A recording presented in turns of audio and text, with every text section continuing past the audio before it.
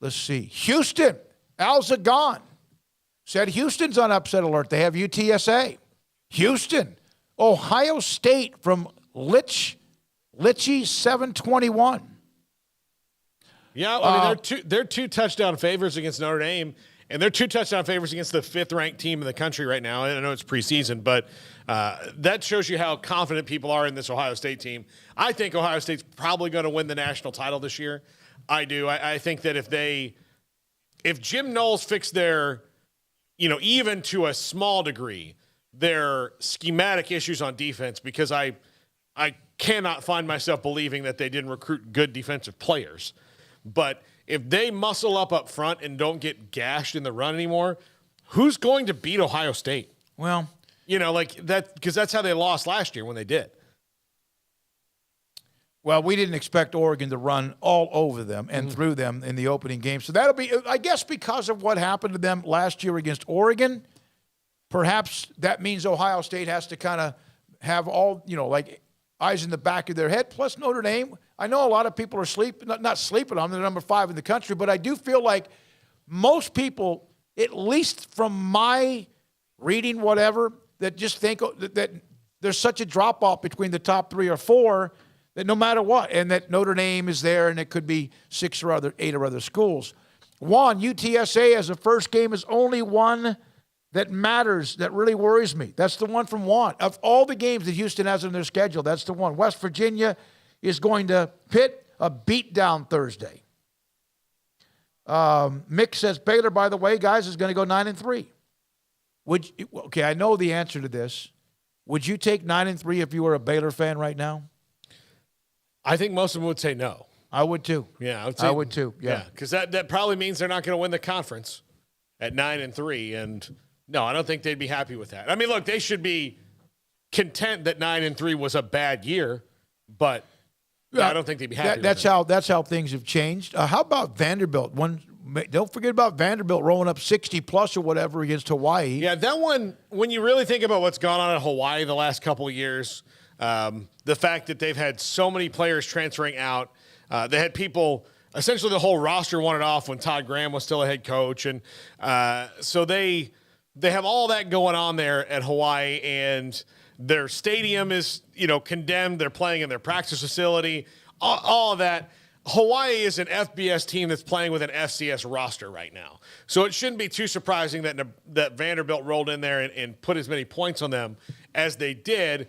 And I think it's surprising because people just equate Vanderbilt with always being bad. But if Vanderbilt plays an FCS team, they're going to win most of the time, right? So, yeah, that's what Hawaii is right now, unfortunately for them. Now, there's a tremendous amount of talent on the islands, and they love football there. And there's, every one of us could sit down and, name a Hawaiian football player that's really good from your lifetime, or a Polynesian football player. And you would think if they could keep some of that talent at home that they'd be good. Well, right now they can't. They used to be, not just because of some of the quarterbacks with what's the guy that's the coach now, but Chang who was the guy that back longer ago. Timmy Chang. They were always at least entertaining. Yeah, they were somewhat. The late Colt Brennan. Yeah. From Clint Moses, no Craig the Dragon, I'm out. I don't blame you. Yeah. Matt Campbell, again, here's another one. Matt Campbell. Georgia Southern gives Nebraska a tough game, maybe wins. From Timothy, my good friend, Iowa fan. I hate him. But it would not surprise me. Also, Arizona on upset alert against North Dakota State. Would that be upset? I guess because it's FCS versus FBS, but I wouldn't want North Dakota State on my schedule. Well, ask Kansas State. They lost to them. I have incredible respect, not only for North Dakota State with what they've done, because of how they play the game. I love that. In fact, I think that I don't think that would be an upset, but maybe with Vegas it is. Chris Pitt will remind West Virginia why they are the little brother when Pitt takes them to the woodshed. Let's go, Pitt. Paula, y'all are on fire today, not even through the first hour. I believe this will be a 5-alarm show by the time 6 o'clock rolls around. Paula, thank you so much. And I'm still thinking about that boiled shrimp. I love shrimp, as I mentioned. From Logan, Campbell's not going anywhere, and I hope not, Logan.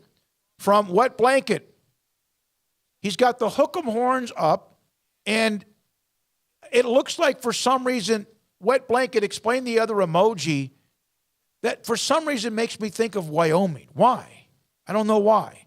Georgia from B. Lee will lose 3 games. The Heisman Trophy, definitely no for Stetson Bennett. I haven't seen his name attached to the Heisman at all. They could go undefeated. I don't think he would be a part of that conversation. I don't think so. Stetson Bennett's already hard at work at cementing his future business in the greater Athens area, where that guy will, honestly, if you want, like, whatever he's going to be, like the law firm, insurance agency, whatever that kid's going to do is going to be big, because he will be, for all time, the dude in Athens, Georgia, because he was the quarterback that delivered them their first national title in 40 years.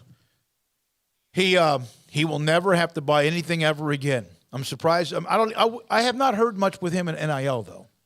I bet you there's something going on there. Anthony Davis, has Baylor released the depth chart? We just mentioned that. If you want a specific position or whatever, let me know. Let us know. We'll give it back to you.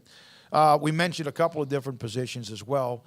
Again, the depth chart's a big deal. At the media session earlier today, but sometimes those things are put together, and I don't know. Juan says A&M is on upset alert against App State.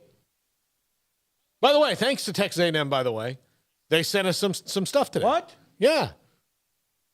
Wow. There we go. Yeah, and then we got a little. There you go. We got an E. King Gill statue back here as well. All right. You can see it. Thank you. Thank you to the Aggies. Tim, I don't hate you. I hate the fact that my team sucks. Yeah. A&M's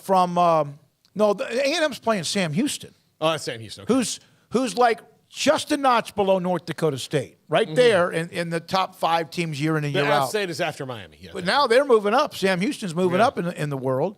Not that the other level wasn't good. University of Houston, A&M, both lose their openers. That's a pretty bold statement. So Houston, UTSA, A&M, and listen, I'm an SFA guy, and they got throttled by Jacksonville State. And I have tremendous respect for Sam Houston State, but they're not going to beat A&M. Now, that could be intriguing because they're good, but Florida over Utah. Now, that's another banger.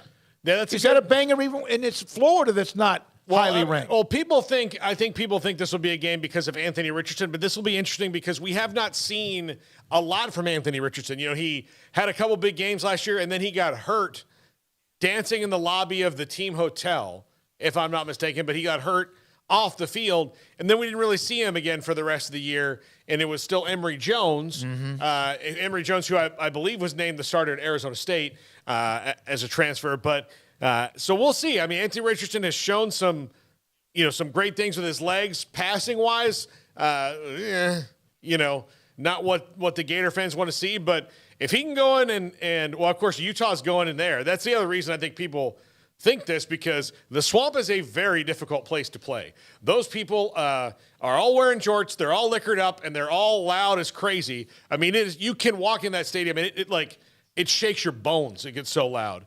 And so, yeah, it's going to be a tough place for Utah to go in. It's among the bangers. Yeah, and Utah, and here's the deal. As good as Utah has been, and I doubt there's a place they've been in the Pac-12 in the last couple of years, given how the Pac-12 has been, that is anything like the Swamp. Yeah, but you have a a very experienced team, a team that plays at where they don't. You wouldn't think that they would get in a position unless they're not. They just, the way they play the game is going to be good no matter where. It's kind of like what Dave Aranda wants Baylor to be, or just pick a team and a coach that you play a style that's good at home and away. It's not like you have. There's certain teams that everyone seems to play better at home. But there's certain styles that seem like they would fit better on the road. And Utah, for some reason, Florida may roll them. We'll see. What about Purdue over Penn State? Would that be an upset, Jack, in your opinion? Okay. Penn State, I don't know. Jack is our resident Boilermaker. Yeah. I don't know about Penn State because you would have thought they'd have been better last year. They were very average. I don't know how much better that offense is going to be. They really struggle to score points. They seemingly will always have a good defense under James Franklin, but I don't know how good they're really going to be. I just don't. I'm going to have to see him. Sean Clifford, people think a lot of him, but again, they didn't score a lot of points last year, and I don't know how that's going to change.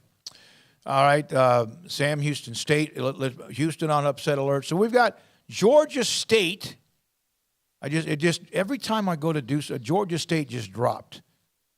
Georgia State over South Carolina.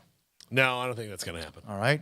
I think Spencer Rattler kind of changes that game, any game that South Carolina's in now, because they haven't had a guy with his talent.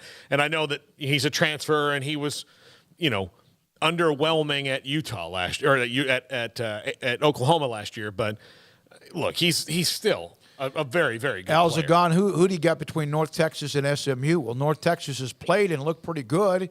I would think still SMU is the favorite in that game, although we are all fans of the Mean Green. Put Arkansas on upset alert against Cincinnati. Would technically that would be an upset? They're ranked right next to each other, so I don't even know. That to me is almost a pick 'em game. Yeah. Shawnee Hill, what do you think the score will be at the Nebraska-Oklahoma game? I don't even know the damn score when they play this weekend against South Dakota, whoever it is. I don't want to. We need to go on a moratorium of talking about a football program that is dead. Dead. Don't bring them up again, Paul. If there's